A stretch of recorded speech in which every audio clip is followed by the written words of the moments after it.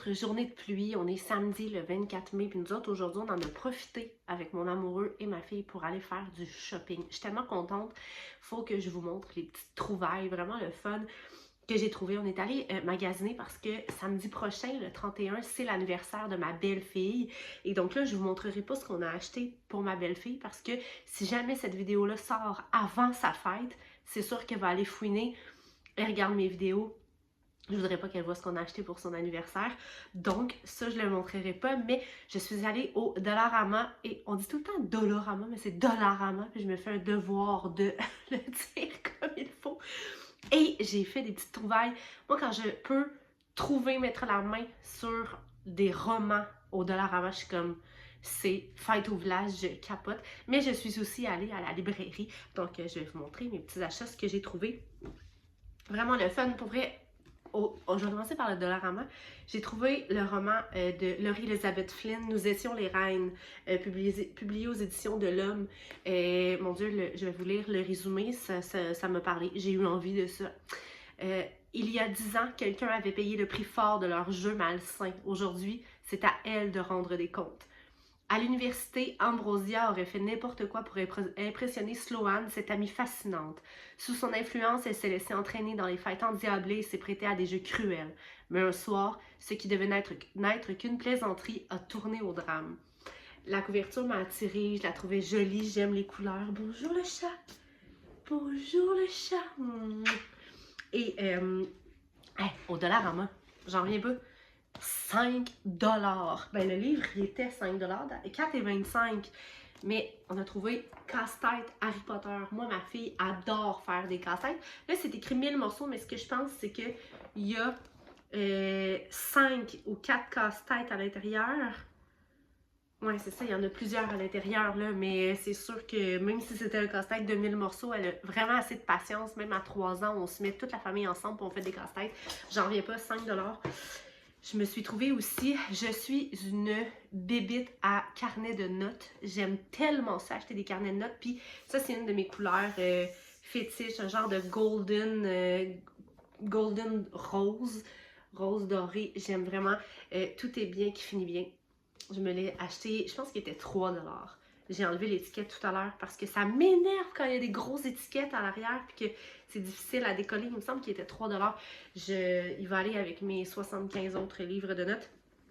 Et au Dollarama, c'est rare qu'on trouve des beaux cadres, je trouve, là, quand même. Au Dollarama, c'est tout le temps...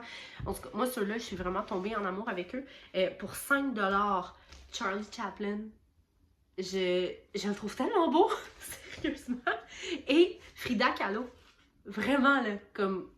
Parce que je veux refaire mon bureau. Avant, c'était la chambre de ma belle-fille qu'on a... En fait, c'était une petite pièce et quand j'ai eu ma fille pour qu'elle ait sa chambre à côté de la mienne, on a déménagé ma belle-fille qui voulait avoir vue sur le lac, donc elle a déménagé dans cette chambre-ci, mais on s'est vite rendu compte que pas de garde-robe, c'était beaucoup trop petit pour ma belle-fille.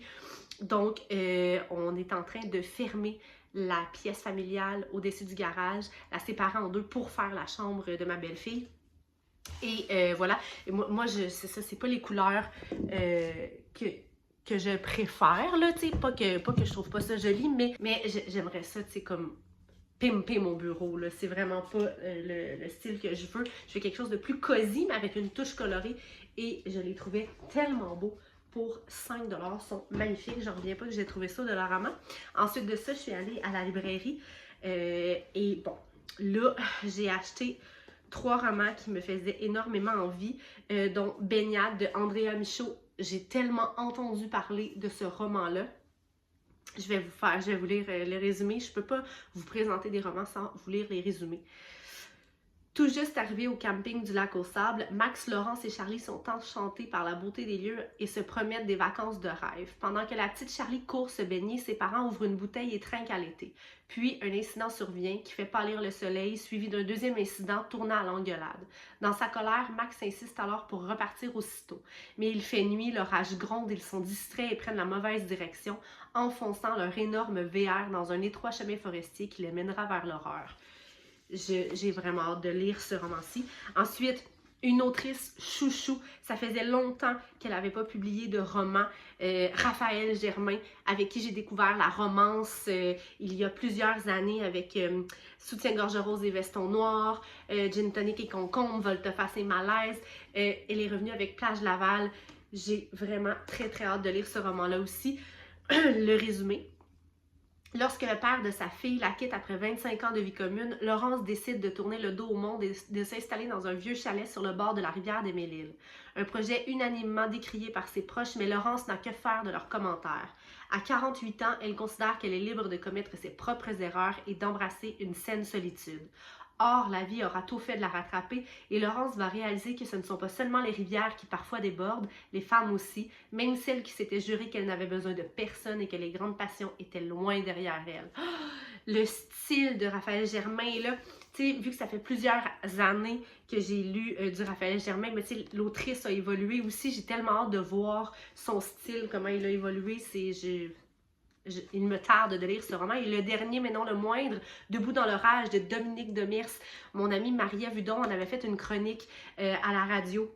Elle est chroniqueuse littéraire à rythme, l'émission Les Lève-Tôt animée par Valérie Sirois et Maxime Landry. Et elle m'a juste complètement donné envie de lire ce livre-là, mais je l'aurais de toute façon acheté parce que Dominique Demers est une pionnière dans aussi la romance au Québec et son roman Marie Tempête, j'ai lu ça à l'adolescence et je le relis très régulièrement. Un des seuls romans que je relis parce que ce n'est pas dans mes habitudes de relire des romans. Et donc Dominique Demers, nouveau roman, Debout dans l'orage. Mathilde, une chroniqueuse littéraire. Je savais même pas que c'était une chroniqueuse littéraire, je me rappelais pas de ça. Marie-Ève en a sûrement parlé, justement, mais je me rappelais pas du tout. J'adore. Mathilde, une chroniqueuse littéraire dans la quarantaine, voit sa vie bouleversée lorsqu'elle rencontre Jacqueline, une vieille dame aussi fascinante que déplaisante.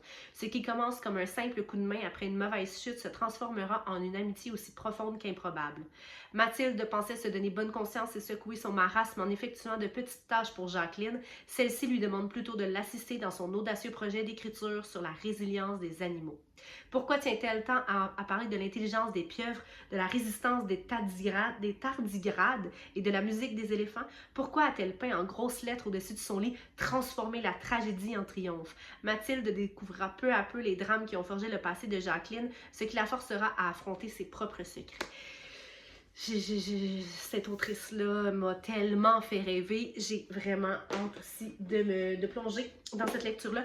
Et voilà, j'ai acheté aussi une paire de souliers chez Yellow à ma fille, mais là, je les ai pas montés parce que là, tout vous montrer mes achats, ça aurait eu peu de sens. Fait qu'on est allé magasiner. Ensuite de ça, on est allé manger dans une belle petite boulangerie nouvellement arrivée aux Galeries Rive-Nord à Repentigny, la boulangerie Ange. C'était délicieux.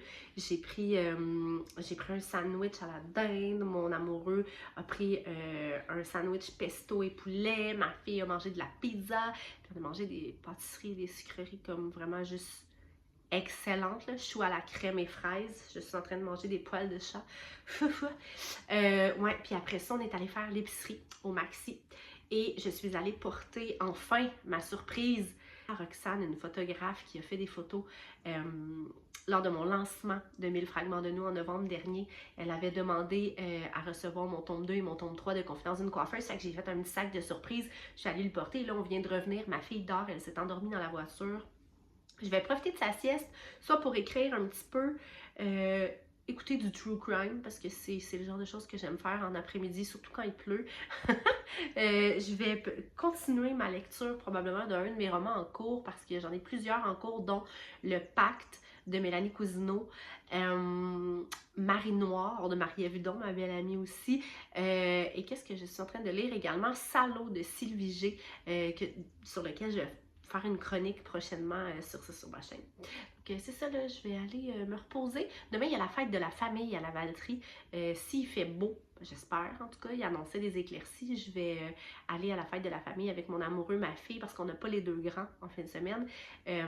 Et aller rejoindre mes amis, mes copines avec leurs enfants. La fête de la famille, il va y avoir des jeux gonflables, des spectacles, tout ça. J'espère qu'il ne mourra pas. Je vais vous montrer la vue de mon bureau. C'est vraiment chouette.